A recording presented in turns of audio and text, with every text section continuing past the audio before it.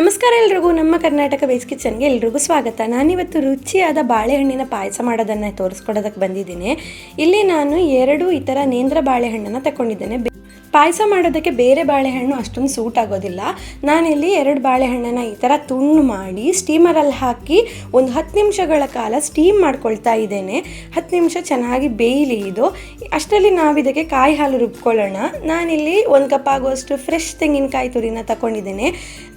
Fresh ಆಗಿರೋ ತೆಂಗಿನಕಾಯಿ ತುರಿಯನ್ನೇ ತಗೊಳ್ಳಿ, ಯಾಕಂದರೆ ಹಾಲು ಚೆನ್ನಾಗಿ ಬರುತ್ತೆ. ಇಲ್ಲ ಅಂತ ಹೇಳಿದ್ರೆ ಚೆನ್ನಾಗಿ ಬರಲ್ಲ. ಕೊಬ್ಬರಿ ಎಲ್ಲ ಯೂಸ್ ಮಾಡೋದಕ್ಕೆ ಹೋಗಬೇಡಿ. ಇದರಿಂದ ನಾವು ಹಾಲು ಹಿಂಡ್ಕೊಳ್ಬೇಕು.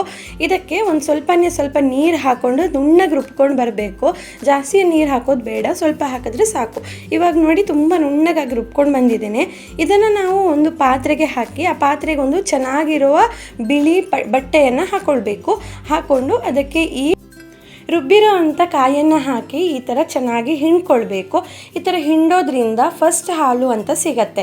ಇದು ದಪ್ಪವಾಗಿರುತ್ತೆ ಮತ್ತು ಜಾಸ್ತಿ ನೀರು ಹಾಕಿರಲ್ವಲ್ಲ, ತುಂಬಾ ರುಚಿಯಾಗಿರುತ್ತೆ ಈ ಹಾಲು. ಇದನ್ನು ಫಸ್ಟ್ ತೆಂಗಿನಕಾಯಿ ಹಾಲು ಅಂತ ಕರಿತೇವೆ. ನೋಡಿ ಇವಾಗ ರೆಡಿ ಆಗೋಯಿತು. ಇನ್ನು ಈ ಉಳಿದಿರೋ ಅಂತಹ ಕೊಬ್ಬರಿ ಇದೆಯಲ್ಲ, ಇದಕ್ಕೆ ನಾವು ಸ್ವಲ್ಪ ನೀರು ಹಾಕ್ಕೊಂಡು ಚೆನ್ನಾಗಿ ಇನ್ನೊಂದು ಸಲ ಹಿಂಡ್ಕೊಳ್ಳೋಣ. ನೀವು ಬೇಕಂದರೆ ಇನ್ನೊಂದು ಸತಿ ರುಬ್ಕೊಳ್ಬೋದು. ನಾನಿಲ್ಲಿ ನುಣ್ಣಗೆ ರುಬ್ಕೊಂಡಿರೋದ್ರಿಂದ ಸ್ವಲ್ಪ ನೀರು ಹಾಕ್ಕೊಂಡು ಅದನ್ನೇ ಹಿಂಡ್ಕೊಳ್ತಾ ಇದ್ದೇನೆ. ಇದನ್ನು ನಾವು 2ನೇ ಕಾಯಿ ಹಾಲು ಅಂತ ಕರಿತೇವೆ. ಇದು ಅಷ್ಟೊಂದು ರುಚಿಯಾಗಿರಲ್ಲ, ಆದರೆ ಉಪಯೋಗಿಸ್ಕೊಳ್ಬೋದು. ನೋಡಿ ಇವಾಗ ಇದು ಚೆನ್ನಾಗಿ ಬೆಂದಿದೆ. ಬೆಂದ ಮೇಲೆ ಇದು ಸಿಪ್ಪೆನ ಆರಾಮಕ್ಕೆ ತೆಗಿಯೋದಕ್ಕೆ ಬರುತ್ತೆ. ಈ ಥರ ಸಿಪ್ಪೆಯನ್ನು ಸುಲಿದು ನಾನು ಇದನ್ನು ಚೆನ್ನಾಗಿ ಗ್ರೈಂಡ್ ಮಾಡ್ಕೊಳ್ತಾ ಇದ್ದೇನೆ. ನೀವು ಬೇಕಂದರೆ ಮ್ಯಾಶ್ ಮಾಡ್ಕೊಳ್ಬೋದು. ಮ್ಯಾಶ್ ಮಾಡಿದರೆ ನುಣ್ಣಗೆ ಪೇಸ್ಟ್ ಆಗಲ್ಲ. ಅದಕ್ಕೋಸ್ಕರ ನಾನು ಇದನ್ನು ಈ ಥರ ಮಿಕ್ಸರ್ ಜಾರ್ಗೆ ಹಾಕಿ ನುಣ್ಣಗೆ ಪೇಸ್ಟ್ ಮಾಡ್ಕೊಂಡು ಬರ್ತೇನೆ. ನೋಡಿ ಇದು ನುಣ್ಣಗಾಗಿದೆ. ಇವಾಗ ಇನ್ನು ಒಂದು ಬಾಣಲೆಗೆ 1 ಚಮಚ ಆಗುವಷ್ಟು ತುಪ್ಪನ ಹಾಕ್ಕೊಂಡಿದ್ದೇನೆ. ಈ ತುಪ್ಪ ಕರಗ್ತಾ ಇರೋ ಹಾಗೆ ನಾನು ಇದಕ್ಕೆ ತುಂಡು ಮಾಡಿರೋವಂಥ ತೆಂಗಿನಕಾಯಿ ತುಂಡುಗಳನ್ನು ಹಾಕ್ತಾ ಇದ್ದೇನೆ. ನೀವು ಕೊಬ್ಬರಿನಾದರೂ ಯೂಸ್ ಮಾಡ್ಕೊಳ್ಬೋದು. ನಾನಿಲ್ಲಿ ಹಸಿ ತೆಂಗಿನಕಾಯಿನ ಚೂರು ಮಾಡಿಕೊಂಡು ಈ ಥರ ಫ್ರೈ ಮಾಡ್ಕೊಳ್ತಾ ಇದ್ದೇನೆ. ಈಗಂತೂ ತುಂಬಾ ಚೆನ್ನಾಗಿ ಘಮ ಬರುತ್ತೆ ಇದು. ಮತ್ತು ಒಂದು ಸ್ವಲ್ಪ ಡ್ರೈ ಫ್ರೂಟ್ಸ್, ನಾನಿಲ್ಲಿ ಖಾಲಿ ಗೋಡಂಬಿನ ಯೂಸ್ ಮಾಡ್ಕೊಂಡಿದ್ದೇನೆ. ನೀವು ಬೇಕಾದರೆ ಬೇರೆ ಡ್ರೈ ಫ್ರೂಟ್ಸನ್ನಾದರೂ ಯೂಸ್ ಮಾಡ್ಕೊಳ್ಬೋದು. ತುಂಬಾ ರುಚಿಯಾಗಿರುತ್ತೆ. ಇಲ್ಲಾಂದರೆ ಡ್ರೈ ಫ್ರೂಟ್ಸ್ ಹಾಕದೆ ಬರೀ ಕೊಬ್ಬರಿ ಹಾಕಿದ್ರೂ ತುಂಬಾ ರುಚಿಯಾಗಿರುತ್ತೆ. ಇದು ಕೆಂಪು ಬಣ್ಣ ಬರೋ ತನಕ ಚೆನ್ನಾಗಿ ಮೀಡಿಯಮ್ ಫ್ಲೇಮಲ್ಲಿ ನಾವಿದನ್ನು ಫ್ರೈ ಮಾಡ್ಕೊಳ್ಬೇಕು.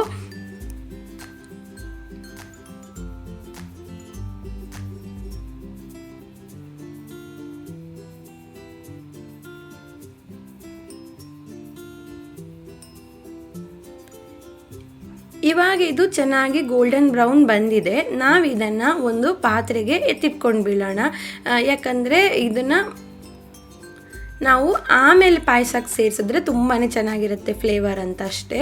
ಇನ್ನು ನಾನು ಅದೇ ಬಾಣಲೆಗೆ ರುಬ್ಬಿರೋ ಅಂಥ ಬಾಳೆಹಣ್ಣಿನ ಪೇಸ್ಟನ್ನು ಸೇರಿಸ್ಕೊಳ್ತಾ ಇದ್ದೇನೆ.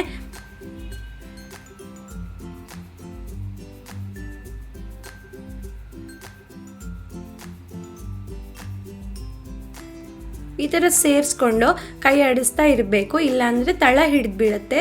ಸುಮ್ಮನೆ ಹೀಗೆ ಆಡಿಸೋದ್ರಿಂದ ತುಪ್ಪ ಘಮ ಚೆನ್ನಾಗಿರುತ್ತೆ ಅಂತ. ಇನ್ನು ನಾನು ಇದಕ್ಕೆ 2nd ಕಾಯಿ ಹಾಲನ್ನು ಹಾಕ್ಕೊಳ್ತಾ ಇದ್ದೇನೆ. ತುಂಬ ರುಚಿಯಾಗಿರಲ್ಲ ಇದು, ಅದು ಜಸ್ಟ್ ಕುದಿಯೋದಕ್ಕಂತೂ ಯೂಸ್ ಮಾಡ್ತೇವೆ. ಇದು ಚೆನ್ನಾಗಿ ಕುದೀತಾ ಇದೆ ನೋಡಿ. ಚೆನ್ನಾಗಿ ಕುದೀಲಿ, ಕೈ ಆಡಿಸ್ತಾ ಇರಬೇಕು ಅವಾಗವಾಗ, ಇಲ್ಲಾಂದರೆ ತಳ ಹಿಡಿದು ಬಿಡುತ್ತೆ ಅಂತ ಅಷ್ಟೇ.